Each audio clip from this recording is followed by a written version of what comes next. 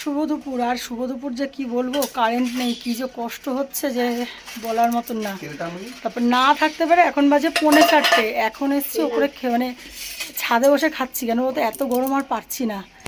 এই যে ছাদে এই যে বসছি, দেখো ছাদে বসে এই যে খাওয়া দাওয়া হচ্ছে। প্রথমেই দেখা যায় এক হাঁড়ি গরম গরম ভাত, সত্যি গরম একদম। আচ্ছা, আর এখানে আছে শসা, পেঁয়াজ, লঙ্কা।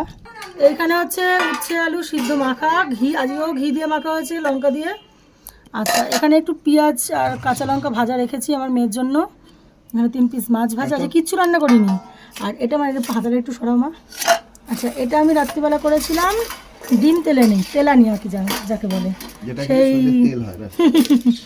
এটা হচ্ছে ডিম তেলানি, একদম গোটা গোটা পোচ ডিম। আচ্ছা, এখানে মাছের তেল, আর এটা হচ্ছে বেগুন সর্ষে দিয়ে ভোলা মাছ করেছি। এই হচ্ছে আজকে রান্না। ওই যে বড়ের পাতে তেল চলে গেল। তা চলো, কেমন লাগছে একটু রান্নাবান্নাগুলো বলো। কালারটা দেখেছো? সত্যি আজকে বেশি কিছু করিনি, কারণ এই গরমে না আর ভাল লাগছে না। কার বাড়িতে কী কী রান্না হলো একটু কমেন্টস করে জানিও। আর আমাদের মতন কারেন্ট চলে গেলে এরকম ছাদে বসে কে খাওয়া দাওয়া করো সেটাও জানিও। ছাদে কিন্তু খুব হাওয়া দিচ্ছে, ভালো হাওয়া দিচ্ছে। তা চলো বন্ধুরা, ভালো লাগলে লাইক কমেন্ট শেয়ার করো। চলো টাটা। কার কার বাড়িতে কী কী হয়েছে একটু কমেন্ট করে জানিও।